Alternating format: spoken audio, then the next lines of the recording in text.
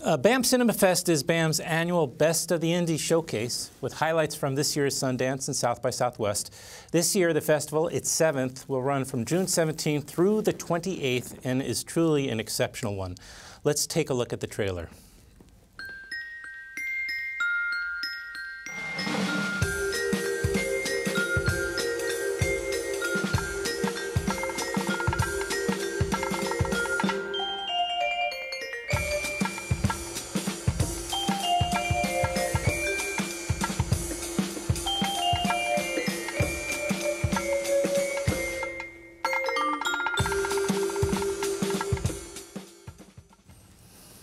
The festival opens tomorrow with James Ponsolt's new film, The End of the Tour, about the budding friendship between Rolling Stone journalist, played by Jesse Eisenberg, who's assigned to join David Foster Wallace on the cult author's book tour. Other highly anticipated titles at the festival include Sean Baker's Tangerine, Trey Edward Schultz's recent South by Southwest by way of Cannes runaway hit Krisha, Nathan Silver's Stinking Heaven, and Chad Gracia's documentary The Russian Woodpecker, to name just a few. Here now joining me in the studio are BAMcinemaFest programmers Nellie Killian, welcome Nellie, and David Riley. Good morning, guys. Hi. Welcome. Thanks for having us. Welcome to BK Live. Well, you know, let's jump right in because this is just an astounding group of films. And I know I didn't even mention the other special screenings. You've got a couple of anniversary screenings, right? And shorts, lots and lots of shorts. Where do we start? I kind of named some of the films that I've caught and that I really was moved by in one way or another. But tell, first of all, how you find these films. I said Sundance, South by Southwest, but that's kind of my guesswork. Yes, I mean, so we have a 3-person programming committee, and we do travel to Sundance and South by Southwest to scout films, but we also had someone at the Berlin Film Festival this year. We have films that came from the Rotterdam Film Festival in the Netherlands, and one world premiere as well, the film Jason and Shirley, which came to us through a submissions process. So we really try to get a broad spectrum of what's out there in American independent cinema these days. Yeah, I'm going to have that experience where every time you bring up another title, I'm going to say, I should have mentioned that before, too. I just watched Jason and Shirley, which is really such a unique film. It's like a fiction version of a very cult, but you know, seminal documentary that was done in 1967 by Shirley Clarke, and now there's this fiction version, and it's all shot with super video, right, with video. Yes, right, Nellie? analog video. Actually, I'm not sure what type of analog video, but yeah. Super VHS, I think. Yeah. And so whatever, he didn't know how it was going to come out as far as aesthetically, but it looks fantastic. And yeah, the movie's really great, and I think the movie portrait of Jason is such a rich text, and what Stephen Winter's done with it is really impressive. He cast 2 performers who've been very active in New York for the past 30 years, Sarah Schulman and Jack Waters. And I think they both bring just like a lot of vibrance to the characters and this very complicated dynamic between the 2 of them as they're shooting this film.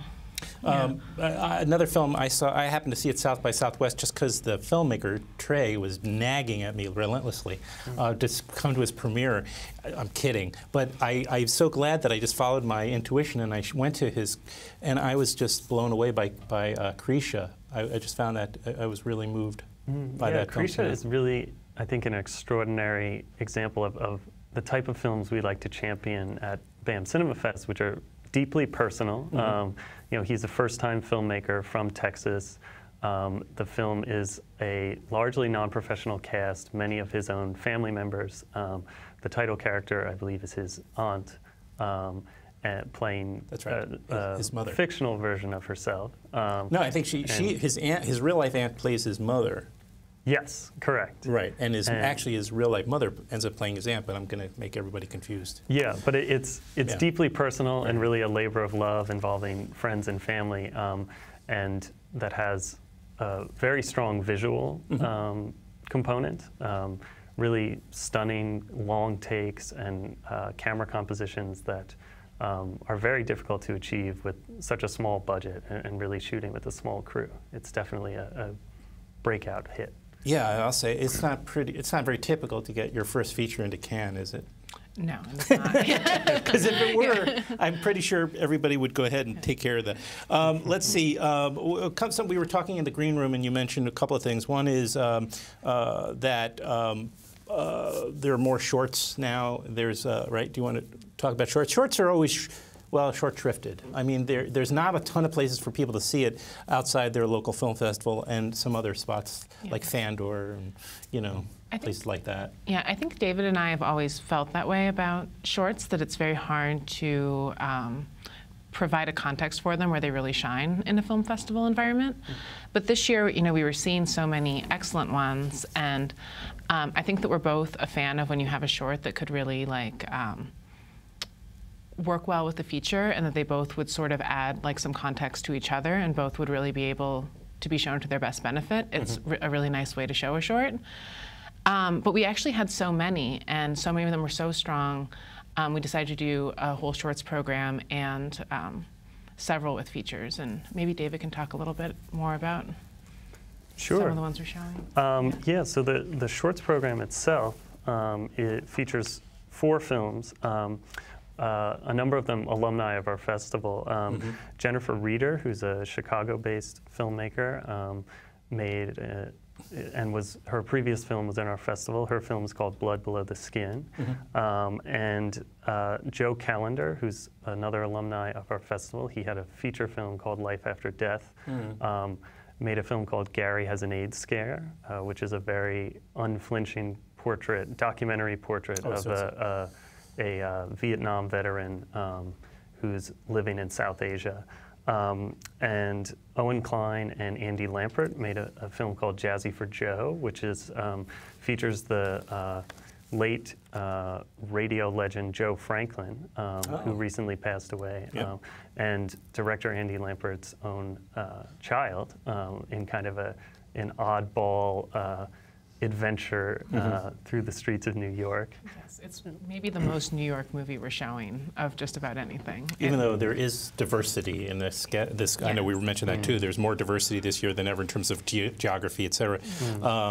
And also, I don't want to leave anything out. I mean, we barely skimmed the surface in terms of all these wonderful films, documentaries, and features. But also, there's a couple of anniversary screenings. Kids, Larry Clark's film, which put a number of actors on the map, including Chloe Sevigny and Leo Fitzpatrick.